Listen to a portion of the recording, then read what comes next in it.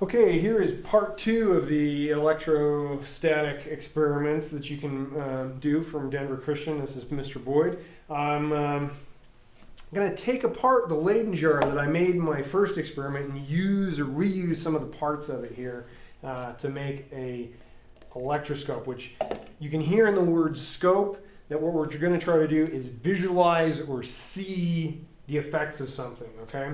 I'm going to take the popsicle stick out of my Leyden jar there, and if you haven't made one of those, if you're skipping ahead to this part of the tutorial, you want to take some aluminum foil and just kind of fold it up into a nice sort of popsicle stick sized or shaped stick there, and it helps to have a nice long one. Again, in that experiment with the Leyden jar, we wanted something that would stick up out past the lip of the plastic cups we're using. So a nice long one here that really sort of extends out past the lip, because what we're going to do is we're going to lay it on top of one of the clear cups like that. And I want to use one of the cups that has no metal inside of it or on the outside of it at all. So that third cup that was sort of unnecessary but just holding things in place is really what I'm going to use. So I don't have to totally ruin my Leyden jar to do this, but I do need to take the center cup out and the stick.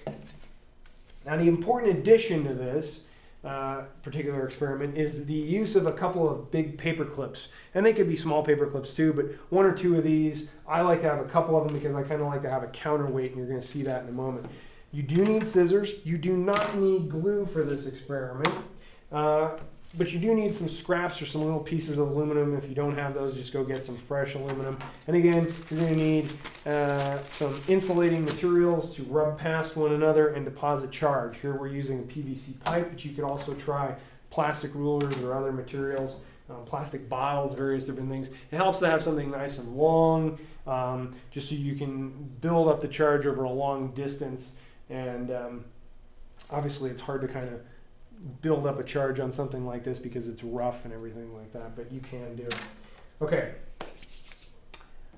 take your little scraps of aluminum and smooth them out with a thumbnail, nice and smooth. Try not to get too many tears or anything in there.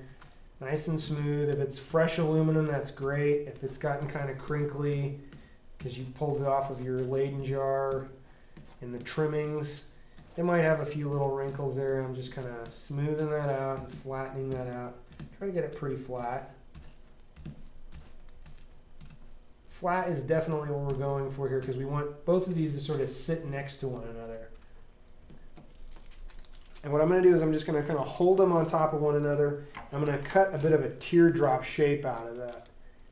So I'm going to start at one end and make a bit of a teardrop. And I'm doing this so that they're pretty much identical. So make sure that if you've got a big piece and a little piece, you hold the little piece on top while you cut. Okay, and that's scrap. I don't need that anymore. And I've got myself a couple of little teardrop shapes, right like that. Now what I'm going to do, and I'm just going to kind of keep those nice and flat together. I'm going to take my paper clip. I'm going to treat the outside of the paper clip as a bit of a J, kind of like that.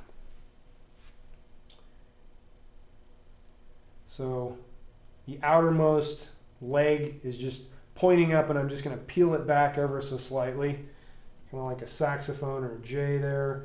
And I'm going to get both of my little teardrops together. It's kind of hard to do when they're so flat. There we go.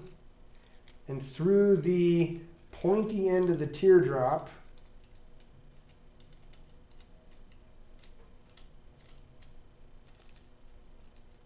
I'm going to poke my paper clip. And it doesn't have to be right at the very tippy tip. Just come in a little ways and kind of poke that down on there. And what we want is we want those to be free hanging inside of there, and we want them to be able to kind of move back and forth or tip back and forth. If you have so much of the tip of your teardrop sticking up that it runs into the part of the paper clip up above there, you can kind of bend that back or cut it off. But we want those to kind of be able to free float and hang in there. We especially want them to be able to separate from one another. Okay? And those should be hanging pretty close together right now. What I'm going to do then is just slide this onto my popsicle stick there, and you'll see that it kind of wants to tip. And if I bring it too close, you may notice that your teardrops, your little flaps there, they want to statically adhere to the cup, and that's what we want to avoid, because we only want that effect to come into play when we're applying the charge. So I want to keep this pretty far away here. If you have to, you can use a little bit of tape. One of the things that I'll do is I'll use a second paper clip to kind of hang as a counterweight off the end here. I might even kind of mash that onto the aluminum there, so that's hanging nice and far away, and now you can kind of adjust to get your little flaps kind of nice and far out there so that they're not getting drawn back by whatever residual charge is built up in the cup. And that's the important thing to notice already here, is that the charge is built up in the dielectric. It's held in there. It's sandwiched in between there by the metal plates, by the aluminum on either side of it there. Believe it or not, even though the aluminum is conductive, that's what's keeping the charge from coming out of this. So I've got that nice and squared away there at a good distance, and what we're looking for now is to see, and I'm going to try to turn this so you can see things. We're going to watch as those two flaps sort of flare apart. This is what I'm expecting to see when we charge up my rod. So I'm going to go ahead and charge this up. Again, you could be using a piece of paper towel. I'm using an acrylic scarf. If you have something wool, like an old wool sock or a wool hat, an acrylic hat, knit hat for winter, any of those things will work. Now watch what happens as I bring this down against, or even near, I don't have to actually touch the aluminum foil there. As I charge that up, you're going to see a little bit of movement as those two teardrop plates start to spread apart. And there's a really nice wide spread there, and then I move it away and they come back together. Again, apart and back together. There's a little bit of residual charge that gets held there, so they won't maybe necessarily always come completely back together. But you can see there the charge building up. Now the really neat thing to do here, and if I charge this up,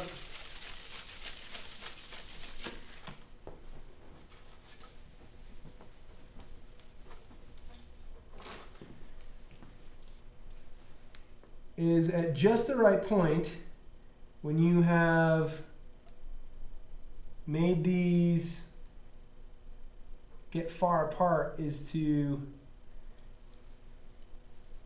play around with charging them up and getting them spread apart, and then discharging ever so slightly with your finger. And the goal is to see if you can time it just right so that when you pull the stick away, instead of coming back together, they actually stay apart. And that's a goal for the second half of this experiment, is once you've proven that you can get them to spread apart, now see if you can get them to stay spread apart. And now when I come back close together, sometimes if I do it right, they'll actually collapse back toward one another from being spread apart while I'm away. Try that out, building your own electroscope. Hope you guys have a lot of fun visualizing how the charges are traveling in here. Try to explain a little bit more, why are these repelling? What do you know about the electromagnetic force that would cause two things to try to force their way apart from one another?